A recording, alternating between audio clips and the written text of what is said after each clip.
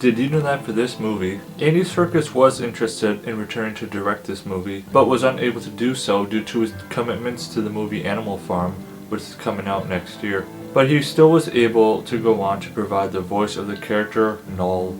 So I am a week late to the party. I was busy last week doing stuff with family, but I definitely wanted to get out and see Venom: The Last Dance. I was really excited for it. I've heard a lot of great things about it. I saw it with a couple friends. We had a great time, and I have a lot of great things to say about this movie. There's a couple things I didn't like, but I'll save those for the end of the review. First thing I really liked about this movie is it was really heavy in the comedy area. The last two Venom movies always had that comedy aspect thrown in there, but it wasn't as heavy as this one, and I have a feeling they made this movie be more comedy centered because it was the last one, and we wanted to have lots of good laughs, and I was completely okay with that. I mean, I was laughing a lot. Everyone I came with was having a good time. Lots of laughter in the theater. I mean, some people may not be a fan of all the comedy that's been in the Venom movies because, for the most part, Venom is a pretty serious character, he's a scary character, but the way these Venom movies were approached, I really did like it as just like the buddy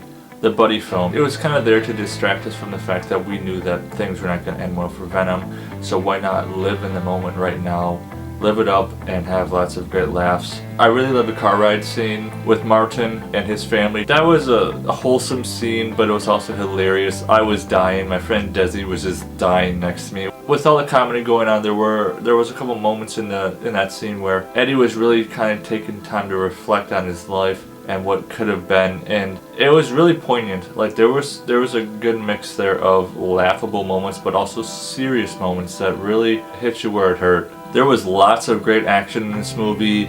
We have the xenophage coming out to come and hunt down Venom, looking for the codex. That was awesome. Super creepy, scary creature, but of course we have more xenophages. Lots of symbiotes in this movie. Unfortunately, I was not familiar with any of the symbiotes in this movie. It's not really my area. I knew about some of the major symbiotes, but we got 7 different symbiotes show up in this movie.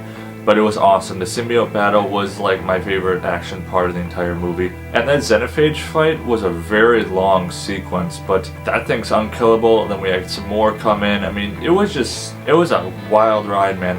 It was the perfect action to just wrap up this third movie. And I have to talk about Knull. I know he only had a little bit of screen time, but I knew that. I knew a lot of people knew that. He was just kind of being teased at. He's definitely getting the Thanos treatment, and I cannot wait to see the King in Black show up here and there, and eventually I want to see him take on Venom. I want to see Spider-Man in the mix.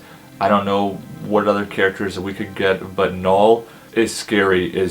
He looked awesome. Andy Serkis nailed the role, as always, because he's the best actor out there when it comes to voice acting, when it comes to putting on a mocap suit and just going all in on a character. The design of Knull looked great. I mean, I have no complaints. Knull is utterly terrifying, and I cannot wait for him to show up more. I actually wanted more of him in this movie, but I knew that we were just getting a little teaser, and that was enough for me. And this movie was filled with a lot of emotional moments and nostalgia. Eddie was trying to have a normal life. Once Venom entered his life in the first movie, any idea of a normal life was pretty much gone. So I liked the kind of nod to humanity that this movie had, where Eddie was just trying to enjoy being around people, having fun, dancing, just living life, because he and Venom both knew that their time was short. They didn't really know how it was going to end for them. The stakes were as high as they could get for this movie,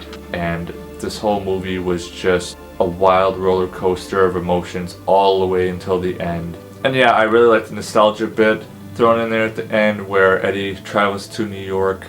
We get Maroon 5 playing in the background, and we just kind of get some flashback sequences. I love a good flashback sequence. It reminded me a lot of the end of Spider-Man No Way Home, where Peter is now on his own, starting his life all over again. Same thing with Eddie. His life is now back to square zero, and he's got to do a whole restart again on his life. But who knows what the future holds, who knows what adventures may come his way. There were a couple things in this movie I was a bit confused by and I didn't like. First one was, I didn't really understand the whole Dr. Payne backstory. When we get introduced to her, there's some backstory. We see how her brother died. We see what really drove her to become a scientist. I just felt kind of confused by that. Like, I felt like we were kind of missing something, or I was missing something.